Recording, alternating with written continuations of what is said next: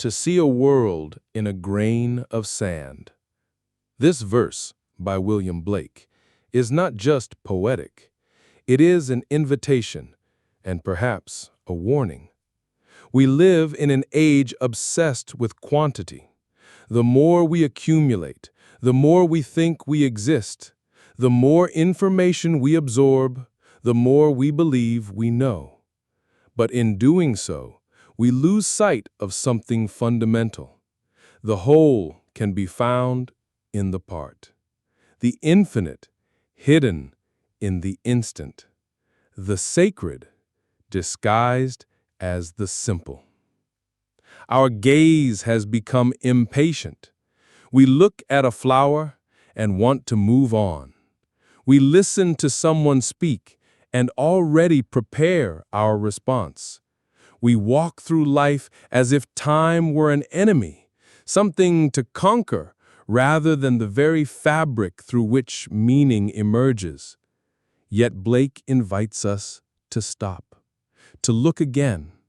There is an entire universe in a grain of sand, and that is not a metaphor, it's a shift in perception. When we are truly present, fully awake in the now, what seemed ordinary reveals itself as miraculous. A single breath contains the whole story of life. The silence between two notes can say more than 1,000 words. A falling leaf can teach more about time, detachment, and surrender than an entire philosophy book.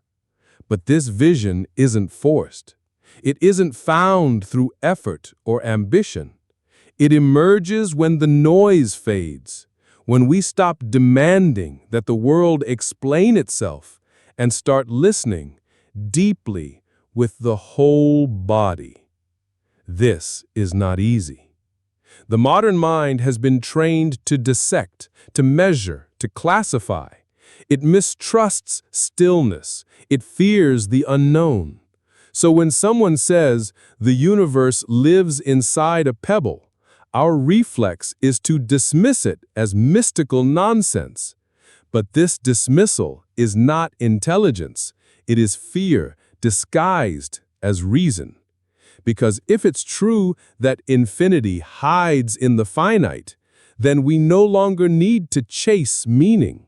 We no longer need to run after something out there. And that would change everything. It would mean the answers we seek are not waiting at the end of some long path, but are scattered all around us, in the way light touches the edge of a table, in the sound of wind weaving through the leaves, in the expression of a stranger, tired but alive. To see the world in a grain of sand is to recover the innocence of perception, not naivete, but the purity of a gaze that has not been dulled by repetition. It's to realize that the sacred was never far, that perhaps it was never in temples, in books, or on mountaintops. It was always in the dust, in the breath, in the smallest of things. And maybe, just maybe, the meaning of life is not to reach the stars, but to see clearly what's right in front of us.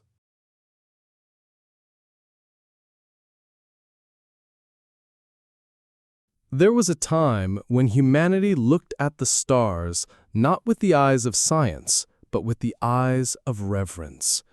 We didn't ask what they were made of, but why they were there, not how they moved, but what they meant. We have gained many answers since then, and with them, we have lost the silence.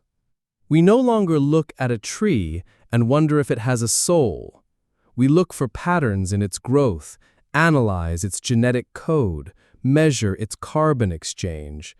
But the question that once gave us awe, what is it like to be a tree, has become irrelevant. We have become blind in a very specific way. not because we lack vision, but because we look through things, not into them. We see objects, functions, systems, but not presences. And yet, the child still sees. The child stares at a puddle as if it were the ocean.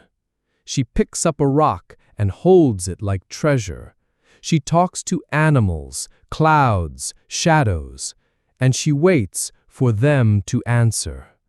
What the child sees is not fiction. It's the world before the filters, before the cynicism, before the hunger to explain everything to death. She sees mystery where we see boredom. She sees life where we see routine. What happened to us? When did we start assuming that things are just what they seem? When did we trade wonder for certainty? The truth is, reality has not become less magical. We have become less available. Our attention, fragmented by noise, scattered by speed, no longer settles long enough for anything to reveal its depth. The wind that brushes your skin is not just wind. It is the same breath that once whispered across the deserts, carried the scent of first rains, and stirred the flames of sacred fires. But to feel that, you need to be there, entirely. Not distracted, not scrolling, not analyzing, just listening. In ancient times, people would sit for hours under trees, waiting for the forest to speak. They believed everything had spirit, not because they were primitive, but because they were perceptive. They had not yet built the walls that now insulate us from wonder. These walls are invisible, but they are thick. The wall of busyness, the wall of disbelief, the wall of intellectual arrogance that mocks what cannot be measured. And behind these walls, we become spectators of life, not participants. We observe beauty, but do not let it touch us. We hear music, but forget to feel it. We meet people, but rarely encounter them. We don't really see the world. We see an idea of the world, filtered, flattened, processed.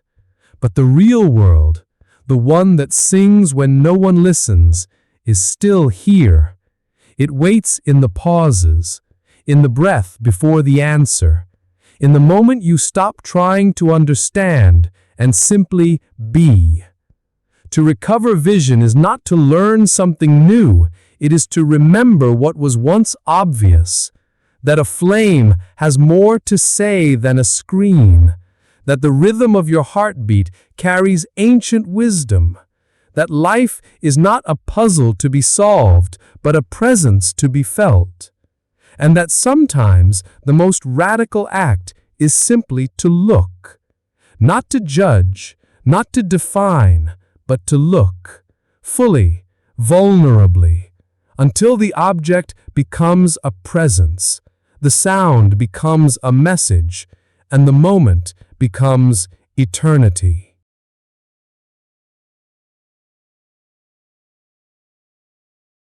To truly see a world in a grain of sand is not a poetic exaggeration. It is an invitation to remember the forgotten language of wonder. It is a call to slow down, to observe with reverence, to approach the ordinary not as background noise in a fast-paced life, but as the actual source of all sacred rhythm. Every grain of sand carries within it the history of mountains crumbled, of rivers flowing, of stars that died to form the elements of earth. What is small is never truly small. It is only veiled by the eyes that have forgotten how to feel. The modern mind has been trained to look for meaning in complexity, in the abstract. in what's grand and far away. But real wisdom arises in simplicity. The mind seeks the stars, but the soul? The soul finds galaxies in the flicker of a candle, or in the stillness between heartbeats. We have been conditioned to chase after purpose, to travel, to accumulate, to endlessly improve. But maybe the most radical act of awakening is to pause, to look, to breathe, and to allow ourselves to be moved by what is already here. Each moment is infinite in its depth. Each breath is ancient. Each encounter a convergence of countless destinies. When you look deeply enough into anything, truly anything, it begins to reflect the whole. A single flower can shatter your illusion of separateness. A single touch can silence every voice in your head. A single moment of presence can heal years of fragmentation. This is the secret the mystics always tried to tell us, that the divine is not elsewhere, that we do not need to climb mountains, read 1,000 books, or abandon the world to find it. We need only to see, as if for the first time. To become fully present with the thing in front of you is to touch eternity. Because in that still gaze, that unbroken awareness, there is no more past, no more future, just the raw, holy intimacy of now. And in that now, the entire cosmos is alive. It speaks through a gust of wind. It dances in the flicker of a flame. It weeps in a stranger's eyes. When we slow down enough to truly see, the world ceases to be a set of objects. It becomes a communion. Everything, then, is sacred. Everything, then, is worthy of reverence. So maybe this is the invitation, not to escape reality in search of transcendence, but to sink so deeply into reality that you pass through it, and on the other side, discover the truth, that the infinite has always been hiding in plain sight, that the mystery of the universe fits perfectly inside the palm of your hand.